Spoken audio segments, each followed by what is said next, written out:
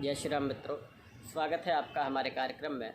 हम चर्चा करेंगे कि कन्या राशि वाले जातकों के लिए आने वाला वर्ष 2024 किस प्रकार रहने वाला है। ये सूक्ष्म चर्चा है मित्रों। आने वाले पूरे वर्ष में कन्या राशि से छठे भाव में शनि विराजमान रहेंगे पूरे वर्ष।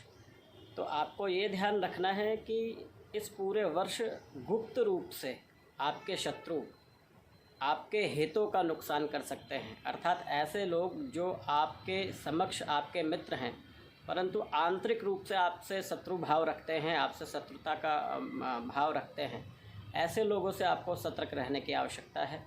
और अष्टम भाव में गुरु विराजमान हैं।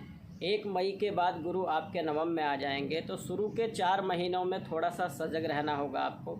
शुरू के 4 महीनों में अपनी मेहनत, अपने परिश्रम को ज़्यादा आपको करना पड़ेगा। हालांकि मेहनत परिश्रम तो हमेशा ही पुरजोर तरीके से करते रहे, लेकिन फिर भी आने वाले जो 4 माह शुरू के रहेंगे उस 4 माह में आपको विशेष सजगता बरतनी है।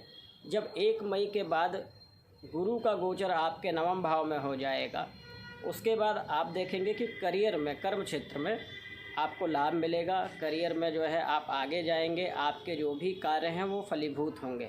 साथ में ऐसा हो सकता है कि इस वर्ष कोई आपका अपना, अर्थात जिसको आप अपना मानते हो, वो आपसे बैर कर सकता है, छल कर सकता है। तो उससे आप सजग रहें और कठिन परिस्थितियों में अपने आप को संबल प्रदान करें, क्योंकि आप ही वो व्यक्ति हैं, आप स्वयं वो हैं जो अपने आप को बना सकते हैं।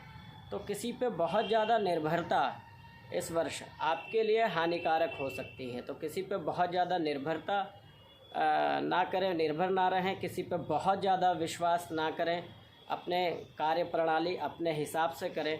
आपके संबंधों में हालांकि अनुकूलता होगी। स्वास्थ्य से थोड़ा सजग रहना पड़ेगा, क्योंकि पूरे वर्ष केतु आपके लग्न में, आपकी ही राशि में विराजमान है।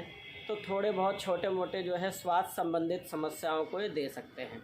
साथ में शुरू के 4 महीने कर्म क्षेत्र में या फिर अन्य किसी बात विवाद में आप ना पड़ें। कर्म क्षेत्र में भी बहुत सहजता से, बड़ी सरलता से काम करें, बहुत सोच समझ के अपने निर्णय लें।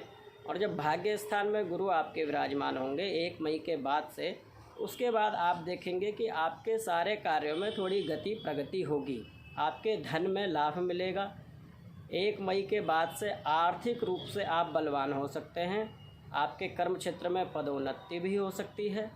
आपके सम्मान में भी बढ़ोतरी होगी। लेकिन उससे पहले कन्या राशि वाले जातक अपने मित्रों से या अपने बहुत ज़्यादा जो आपको लगता हो कि आपके प्रिय हैं, उनसे आपको सजग रहने की आवश्यकता है।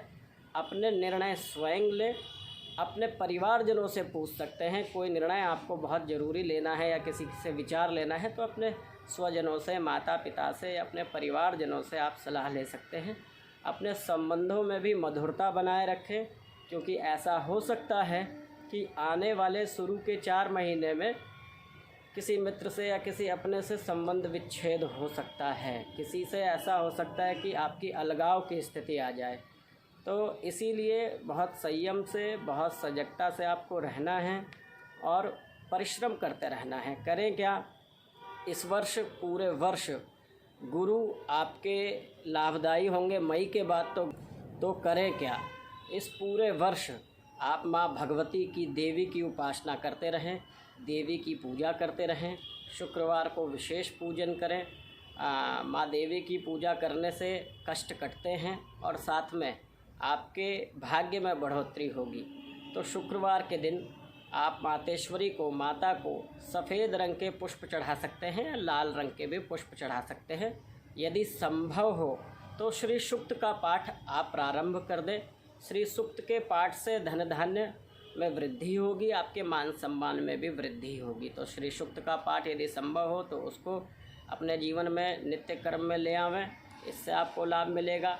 हालांकि अपने स्वास्थ्य में और संबंधों में थोड़ा सा सजग रहना है और कर्म क्षेत्र में शुरू के 4 माह सजग रहना है। उसके बाद जो आप मेहनत करेंगे उसमें आपको सफलता मिलेगी। ये सूक्ष्म चर्चा है। अन्य जिस प्रकार से अन्य ग्रहों का गोचर अन्य राशियों में होगा, हम उस प्रकार से फिर से विगत चर्चाएं कन्या राशि वाले जातकों के लिए लेके आएंगे। तो आप हमारे साथ बने रहें और आज के लिए धन्यवाद। बाकी चर्चा हम अगले कार्यक्रम में करेंगे। यदि आपको कुछ विशेष जानना हो अपने बारे में तो आप कमेंट के माध्यम से हमसे प्रश्न पूछ सकते हैं। जय श्री राम।